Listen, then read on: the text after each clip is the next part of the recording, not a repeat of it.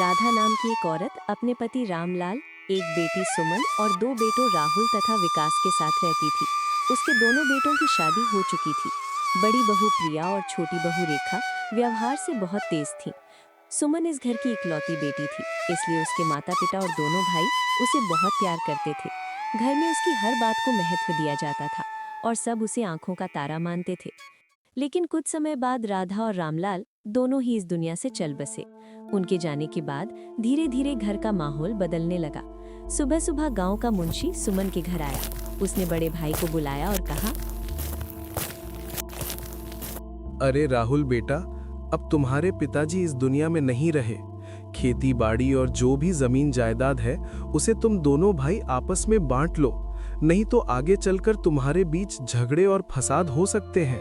मुंशी की बात सुनकर राहुल सोच में पड़ गया। हाँ मुंशी चचा, मुझे भी लग रहा है अब समय आ गया है, हम दोनों भाइयों को बंटवारा कर लेना चाहिए। थोड़ी देर बाद वो अपने छोटे भाई के पास गया।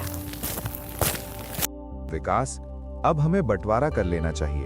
अब तो हमारे माँ पिताजी भी नहीं रहे, हमें सारे जमीन खेत सब आपस में बांट लेने चाहिए। रेखा भैया कह रहे हैं कि अब बंटवारा कर लेना चाहिए, तुम क्या कहते हो? ठीक है, मुझे कोई आपत्ति नहीं है, हम इसके लिए तैयार हैं। बस हमें भी सारी चीजों में बराबर का हिस्सा चाहिए। हाँ हाँ, बंटवारा अब हो जाना चाहिए ताकि आगे चल के हमारे बीच झगड़े फसाद ना हो। और हाँ रेखा, तुम्हारे साथ हम सारी चीजें बराबर बांटेंगे। थोड़ी देर में बंटवारा हो गया। दोनों भाई ने सारी जमीन के कागज बांट लिए। बंटवारा तो हो गया, लेकिन अब सुमन किसके हिस्से जाएगी? सुमन को तो आप लोगों के पास ही रहना चाहिए। आप बड़े हैं, बहन की जिम्मेदारी उठाना आपका फर्ज बनता है। जब तुम लोग हिस्सा बराबर लेकर बैठे हो तो हम अकेले सुमन का खर्चा क्यों उठाएं? अब हम इसे आधा आधा रखेंगे। एक वक्त का खाना तुम देना, एक वक्त का मैं दूंगी। हाँ ठीक है, दिन का खाना सुमन आपके पास खाएंगी और रात का खाना मेरे पास। ऐसे ही हम इसे आधा आधा रख लेते हैं। सुमन सब कुछ चुपचाप सुनती रही। सब तय हो जाने के बाद सुमन चुपचाप अपने कमरे में चली जाती है। कमरे की दीवार पर टंगी अपने माँ पिताजी की फोटो को देखते ही उसकी आंखें भर आती हैं और वो बीते हुए दिनों को याद करने लगती है। सुमन हमारी इकलौती बेटी है, इसकी शादी हम एकदम बड़े घर में पूरे धूमधाम से करेंगे। हाँ बाबूजी, हमारी बहन की शादी में हम पूरे गांव को स्वादिष्ट खाना खिलाएंगे और ढोल नगाड़ों के साथ ऐसी शादी करेंगे कि पूरा गांव याद रखेगा। हम अपनी बहन को सारी खुशियां देंगे, कोई कमी नहीं रखेंगे। माँ पिताजी, आपके जाने के बाद ये सब क्या हो गया? जो भाई पहले मेरी शादी में पूरे गांव को खाना खिलाने की बात करते थे, आज वही मेरे खाने का वक्त बांट रहे हैं। कोई कहता है सुबह यहाँ खाना मिलेगा तो कोई कहता है रात वहाँ। उसी दिन रात को बड़ी भाभी प्रिया और छोटी भाभी रेखा बैठक में बैठी बातें कर रही थी। अरे रेखा, बंटवारा होने से हमारा फायदा हो गया, अब हमें आराम मिलेगा। हम सुमन को मुफ्त का खाना थोड़ी ना खिलाएंगे। अगर खाना चाहिए तो काम भी करना पड़ेगा। हाँ बिल्कुल दीदी, आपने सही कहा। अब हम पूरा दिन आराम करेंगे और अपने सारे काम इससे कराएंगे। चलो, बंटवारे का कुछ फायदा हमें भी हुआ, कम से कम आराम तो मिलेगा अब। अगली सुबह प्रिया ने सुमन को आवाज दी। सुमन, क्या तुझे सुनाई नहीं देता? ये सारे बर्तन ले जा, नदी किनारे बैठकर अच्छे से धोकर लेकर आना। अरे सुमन रुक रुक, मेरे भी सारे कपड़े ले जा और ध्यान रखना अच्छे से धोकर लाना। मुझे साफ कपड़े पहनना पसंद है। दोनों भाभियों ने मिलकर कपड़ों का बड़ा सा ढेर सुमन के हाथों में दे दिया। सुमन चुपचाप वो ढेर उठाकर नदी की ओर चली गई। थोड़ी दूर पर खड़ा एक बूढ़ा आदमी, जो सुमन के पिताजी का पुराना दोस्त था, ये सब देख रहा था।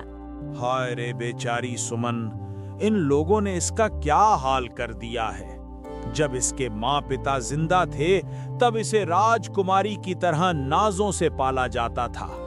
अब इसकी जिंदगी तभी ठीक हो सकती है जब इसकी शादी हो जाए और ये इस घर से चली जाए।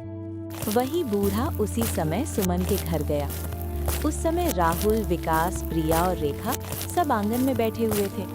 अरे राहुल, विकास, अब सुमन की शादी की उम्र हो चुकी है, उसे ज्यादा दिन ऐसे रखना ठीक नहीं है। तुम्हारे पिताजी मेरे खास दोस्त थे, इसलिए मेरी राय है कि तुम लोग उसकी शादी किसी अच्छे घर में करा दो। हाँ, आप बात तो सही कह रहे हो। अब सुमन की शादी करवा देनी चाहिए। आखिर कब तक उसे घर में बैठा के रखेंगे? हाँ भैया, अब यही ठीक रहेगा। आखिर बाबूजी भी यही चाहते थे कि सुमन की शादी किसी बड़े घर में करवाएं। अगर शादी अच्छे घर में करनी है तो खर्चा भी अच्छा ही आएगा, पैसा भी ठीक ठाक लगाना पड़ेगा। तुम बोलो, क्या तुम खर्च का बराबर हिस्सा देने को तैयार हो? अरे बराबर क्यों, आप बड़े हैं तो खर्चे का ज्यादा हिस्सा आप दीजिए। आप हमारे बड़े भाई हैं, आपकी जिम्मेदारी ज्यादा बनती है। ऐसा क्यों? जब हिस्सा बराबर लिया है तो शादी का खर्चा भी बराबर ही होना चाहिए। मैं अकेला सारा खर्चा नहीं उठाऊंगा। अगर शादी धूमधाम से करनी है तो दोनों को बराबर देना पड़ेगा। बूढ़ा आदमी समझ गया कि सुमन की शादी भी अब पैसों की बहस में उलझने वाली है। वो चुपचाप वहां से चल गया। दोनों भाइयों की आपस में बहस चल ही रही थी कि तभी उनकी बीवियां भी बोल पड़ी। अरे आप दोनों आपस में क्यों बहस कर रहे हो? देखो, अगर किसी अमीर घर में शादी करोगे तो खर्चा भी उसी हिसाब से लगेगा। सोना, चांदी, कपड़े और सारा सामान देना पड़ेगा। और अगर किसी गरीब से शादी करोगे तो खर्चा भी बहुत कम हो जाएगा। इसलिए जाओ और अपनी बहन के लिए गरीब लड़का देखो। मेरे पास एक उपाय है। रास्ते में जो पहला गरीब लड़का मिले उसी से सुमन का रिश्ता पक्का करके आ जाना। हाँ रेखा बिल्कुल सही कह रही है। आपस में पैसों की बहस करने से कोई फायदा नहीं है। इसलिए जाओ और अपनी बहन की शादी किसी गरीब से तय करके आओ। दोनों भाइयों ने एक दूसरे की तरफ देखा और बिना ज्यादा कुछ सोचे घर से बाहर निकल पड़े। थोड़ी दूर जाने पर उन्हें एक गरीब बूढ़ी औरत दिखी।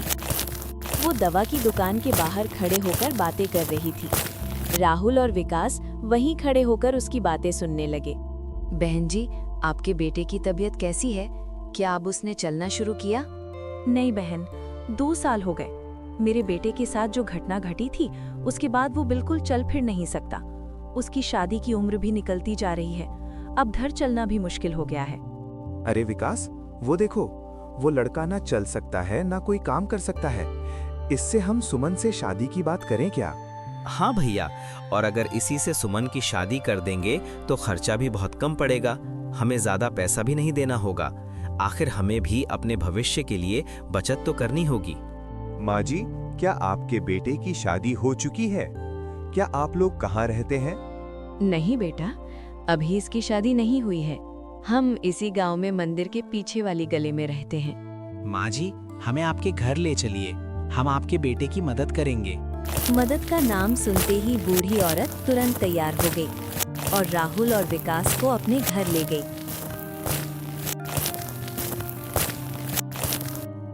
घर के अंदर एक बीमार लड़का खाट पर बैठा हुआ था। तुम्हारा नाम क्या है? मेरा नाम अजय है।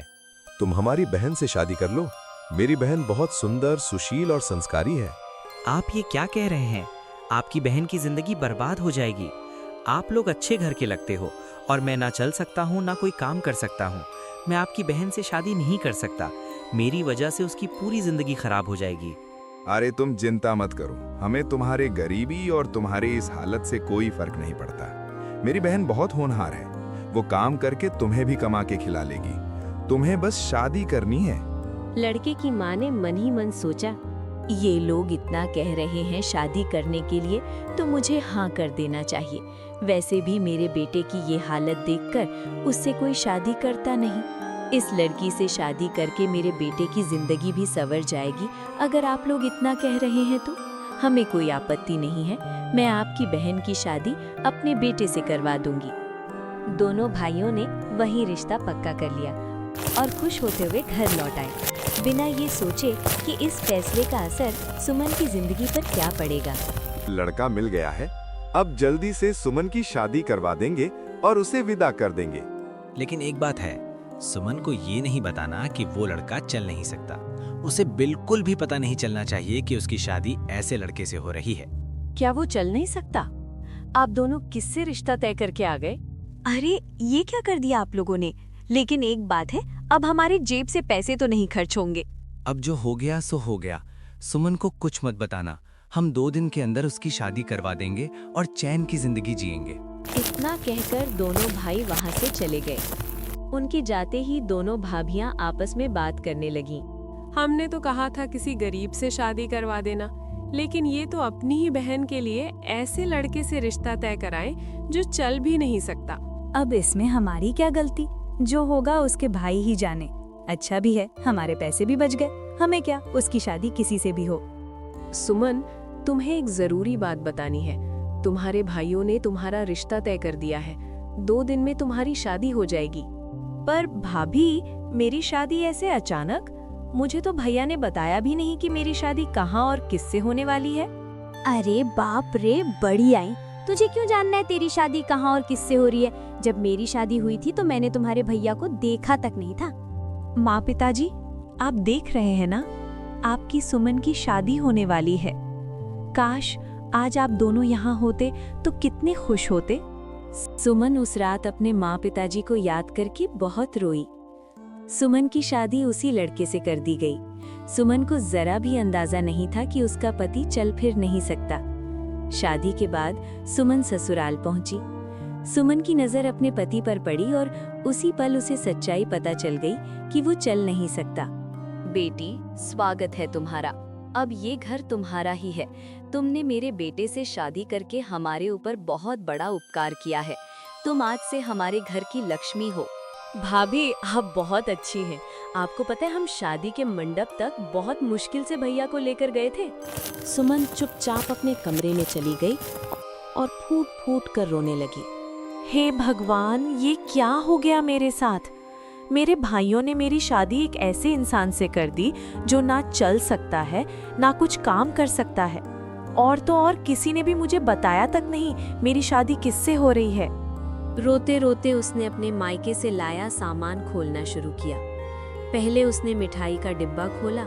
उसमें बासी टूटे फूटे मिठाई के टुकड़े थे। एक भी ढंग की मिठाई नहीं थी। फिर उसने कपड़ों का बैग खोला। उसमें उसकी दोनों भाभियों की फटी पुरानी घिसी हुई साड़ियाँ थीं। मैं ये सब अपनी सास और अपने पति को कैसे दिखाऊंगी? वो लोग क्या सोचेंगे कि मेरे भाई भाभी इतने अमीर होकर भी मुझे ये सब देकर भेजे हैं। उसी समय सुमन का पति अजय कमरे में आया। सुमन ने अपने मायके का सारा सामान शर्म से चादर से ढक दिया। सुमन, तुम बहुत अच्छी इंसान हो, तभी तुमने मुझसे शादी की। मैं तुम्हें कुछ बताना चाहता हूँ। 2 साल पहले खेत में काम करते वक्त मेरे पैर में कुल्हाड़ी लग गई थी। तभी से मैं चल नहीं सकता, लेकिन मैं पूरी कोशिश करूँगा कि मैं जल्द से जल्द ठीक हो जाऊँ और फिर से पैसे कमाने लगूँ। मैं फिर तुम्हारा और मेरी माँ बहन का पूरा ख्याल रखूँगा। अजय की बातें सुन सुमन का दिल पिघल गया। अजय जी, मुझे पूरा विश्वास है आप जल्दी ही ठीक हो जाएंगे। आप बिल्कुल भी चिंता मत करिए। कुछ देर बाद सुमन की सास ने कहा, सुमन बेटी, हमारे घर के थोड़ी ही दूर में एक बहुत मान्यता वाला मंदिर है। तुम वहां जाकर भगवान का आशीर्वाद लेकर आओ। तुम्हारी नई नई शादी हुई है, तुम्हें वहां जरूर जाना चाहिए। कहते हैं अगर वहां कोई सच्चे दिल से मन्नत मांगे तो उसकी मन्नत जरूर पूरी होती है। अजय की हालत तो तुम देख ही रही हो, इसलिए तुम्हें अकेले ही वहां जाना पड़ेगा। ठीक है माँ जी, मेरा भी मंदिर जाने का बहुत मन था। मैं आज ही मंदिर जाऊंगी। सुमन ने किसी को अपना दुख नहीं दिखाया, सीधे मंदिर चली गई। मंदिर में जाकर सुमन ने पूजा की। फिर वो भगवान के सामने फूट फूट कर रो पड़ी। हे भगवान, मैंने कभी किसी के साथ बुरा नहीं किया। मुझे बिना कुछ बताए मेरे भाइयों ने मेरी शादी ऐसे इंसान से कर दी जो चल नहीं सकता। फिर भी मैं उन्हें अपना भाग्य मानकर मान चुकी हूँ, क्योंकि उनकी बातें सुनकर मुझे पता चल गया कि वो बहुत अच्छे और सच्चे इंसान हैं। मेरे भाई भाभी ने मुझे बासी मिठाई और फटे कपड़े देकर भेजा है। मैं किस मुंह से ये सब अपने ससुराल वालों को दिखाऊं? मुझे इन कपड़ों गहनों का कोई लालच नहीं है। बस आप मेरे पति को बिल्कुल ठीक कर दीजिए। सुमन जैसे ही भगवान के सामने अपने सारे दुख बता के जाने लगी, तभी पीछे से एक तेज रोशनी आई, मानो भगवान ने उसकी पुकार सुन ली हो। चलो मैं सबसे पहले साफ सफाई कर देती हूँ। ये बासी मिठाई मैं अपने पति और सास ननद को तो खिला नहीं सकती, इसीलिए मैं इसे फेंक देती हूँ। अगर ये सब किसी ने देख लिया तो मेरे भाई भाभी के बारे में क्या सोचेंगे? जैसे ही सुमन ने सामान पर से चादर हटाई, मिठाई का डिब्बा नोटों की गड्डियों से भरा हुआ था और फटी पुरानी साड़ियां अब सुंदर नए और कीमती कपड़ों में बदल चुकी थी। सुमन ये सब देखकर दंग रह गई। ये मिठाई के डिब्बे में इतने सारे पैसे कहाँ से आए? और वो सब फटी पुरानी साड़ियाँ इतनी नई और सुंदर कैसे हो गई? ये चमत्कार कैसे हो गया? तभी उसकी सास और ननद कमरे में आ गई। अरे वाह भाभी, आपके मायके वालों ने कितने सुंदर सुंदर उपहार दिए हैं। सुमन को समझ आ गया कि भगवान ने उसकी सच्चाई और उसके भरोसे की लाज रख ली है। उसने किसी को कुछ नहीं बताया। सास और पति यही समझते रहे कि उसके मायके वालों ने ही ये सब दिया है। सुमन ने उसी पैसों से अपने पति का इलाज करवाया। सुमन अजय का पूरी तरह से ख्याल रखने लगी। उधर सुमन के भैया भाभी ऐश की जिंदगी जी रहे थे। किसी को एक भी बार सुमन की याद तक नहीं आई। और इधर भगवान की कृपा से सुमन का पति धीरे धीरे ठीक होने लगा और एक दिन पूरी तरह स्वस्थ हो गया। सुमन, तुमने मेरे लिए इतना कुछ किया। मैं पूरी जिंदगी तुम्हारा साथ निभाऊंगा। आज तुम्हारे कारण ही मैं अपने पैरों पर खड़ा हूँ। बहू, तू सच में लक्ष्मी बनकर हमारे घर आई है। तेरे आने से सब ठीक हो गया। अजय मेरा बच्चा, अब समय आ गया है। तेरे बाबूजी का खेत अब तुझे ही संभालना है। जा मेरा बच्चा, खूब तरक्की कर। अजय पूरी जी जान लगाकर मेहनत करने लगा और खूब पैसे कमाने लगा। धीरे धीरे उनकी हालत बदलने लगी और देखते ही देखते 6 महीने बीत चुके थे। एक दिन उन्होंने एक बड़ा और सुंदर घर बनवा लिया। हे भगवान, आपने मेरा सब दुख हर लिया। आपका बहुत बहुत धन्यवाद। बिटिया सुमन, सच कहूँ तो जब तो इस घर में आई थी तब हमारे पास कुछ भी नहीं था। ना पैसा, ना सहारा, ना उम्मीद। मेरा बेटा बिस्तर से उठ नहीं पाता था। मैं हर रोज भगवान से रो रो कर प्रार्थना करती थी कि कोई चमत्कार हो जाए, और तेरे आने से आखिर ये चमत्कार हो गया। माँ सही कह रही है सुमन। अगर तुम मेरा हौसला ना बढ़ाती, अगर तुमने वो पैसा मेरे इलाज में ना लगाया होता, तो शायद मैं आज भी बिस्तर पर पड़ा होता। जिस दिन मैंने आपको पति के रूप में स्वीकार किया, उसी दिन ये ठान लिया था कि चाहे हालात जैसे भी हों, आपका साथ कभी नहीं छोड़ूंगी। सुमन, तुम अपने मायके वालों को हमारे घर बुलाओ ना। आखिर उन्हीं के दिए पैसों से मेरा इलाज हो पाया। सुमन ने कुछ भी बहाना बनाकर बात को टाल दिया। कई महीने बीत गए। एक दिन रात के समय सुमन के मायके में दोनों भाई और दोनों भाभियां बैठकर बात कर रहे थे। विकास, पता नहीं क्यों इतना पैसा होने के बाद भी दिल में सुकून नहीं है। काफी दिन हो गए। सुमन की शादी को तो महीनों बीत गए, एक बार भी हमने उसका हालचाल नहीं पूछा। हाँ भैया, सच कहूं तो कभी कभी दिल में अफसोस होता है। पता नहीं कैसी जिंदगी जी रही होगी। हमने तो उसे ऐसे लड़के से ब्याह दिया जो चल फिर भी नहीं सकता था। पता नहीं हमारी बहन क्या खाती होगी, कहाँ रहती होगी। हमने तो सोचा था किसी गरीब घर में जाएगी, लेकिन ऐसा हाल होगा ये नहीं सोचा था। अब मन में डर भी लगता है, कहीं बहुत परेशान तो नहीं होगी। मुझे तो डर लगने लगा है कहीं हमारे कर्म हम पर भारी न पड़ जाएं। आप सही कह रही हैं दीदी, मुझे भी अंदर ही अंदर अजीब सा लगने लगा है। हमने उसके साथ बहुत गलत कर दिया। चलो उसे जाकर देख आते हैं। आखिर सुमन हमारी ननद है और आप लोगों की इकलौती बहन। अगर किसी तरह की तकलीफ में होगी तो पता तो चले। सब ने तय किया कि सुमन के ससुराल जाकर उसे देखेंगे।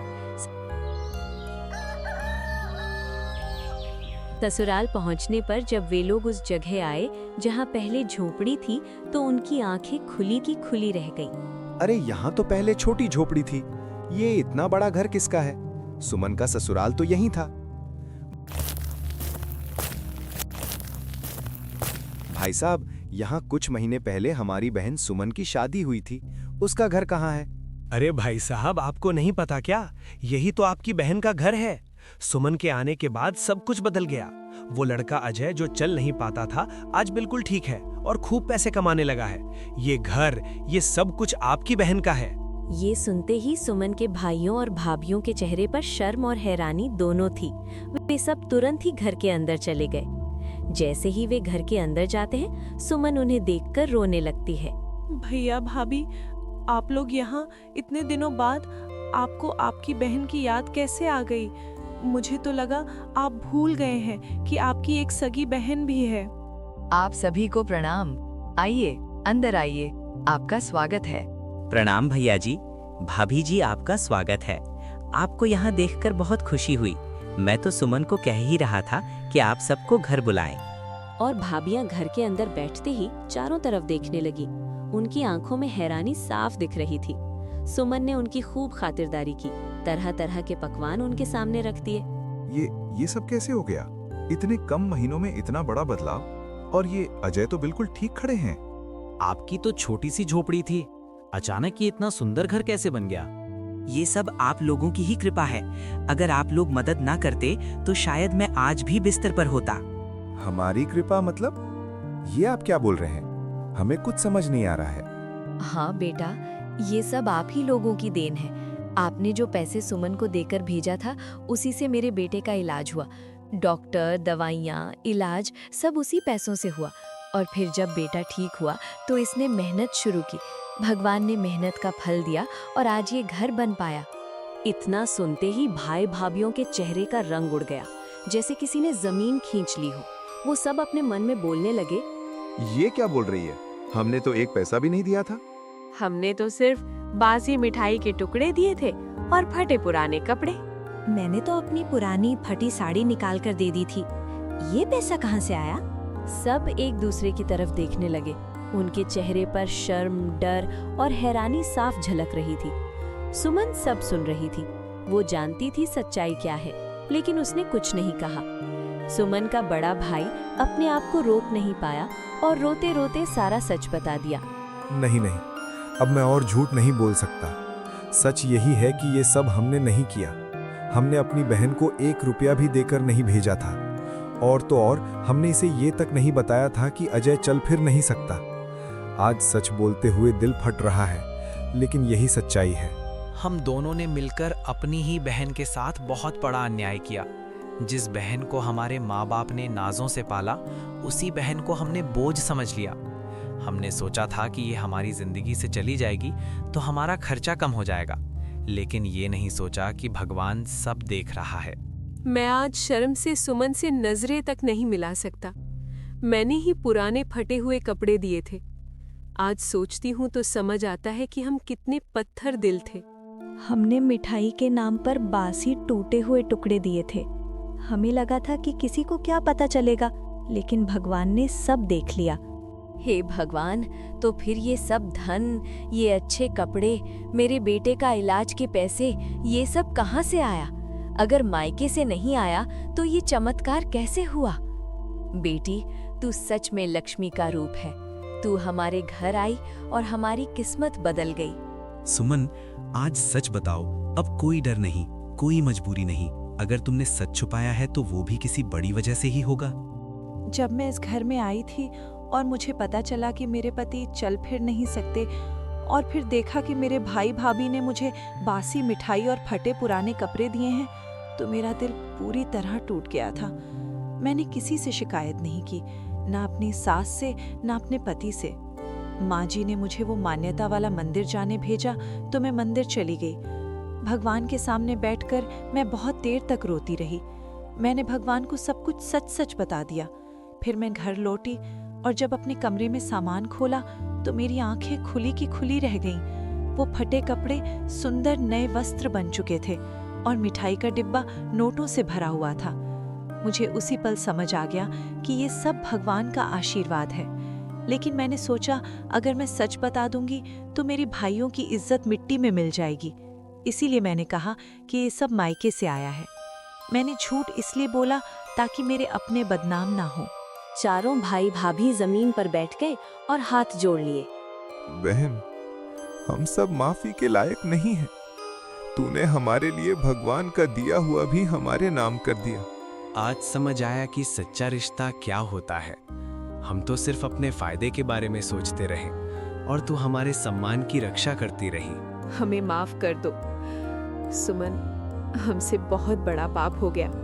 तुमने भगवान के चमत्कार पर भी हमारा नाम लगा दिया और हम पत्थर दिल बने रहे। हमें माफ कर दो सुमन। सुमन, तुमसे माफी मांगने की भी हिम्मत नहीं हो रही है। भैया भाभी, आप लोगों ने मुझे मेरे माँ बाप के घर से मेरा हक नहीं दिया, लेकिन भगवान ने मुझे मेरे हक से कहीं ज्यादा दे दिया। अब मेरे दिल में कोई शिकायत नहीं, कोई गिला नहीं। बस यही चाहती हूँ कि आप सब सच्चाई समझ लें और आगे किसी भी इंसान के साथ इतना बुरा ना करें। आज मुझे समझ आया कि भगवान अच्छे लोगों के साथ हमेशा अच्छा करता है। सुमन, तुम्हारे जैसी नेक दिल लड़की मेरी पत्नी बनी, आज मुझसे ज्यादा भाग्यशाली कोई नहीं है। मैं बहुत खुश हूँ। सुमन के भाई भाभी ने उसके हक का उसे कुछ नहीं दिया, पर भगवान ने उसे सब कुछ दे दिया। जो इंसान सच्चे दिल से भगवान पर भरोसा रखता है, भगवान उसकी तकदीर खुद लिखता है। इसलिए हमेशा साफ नियत रखनी चाहिए।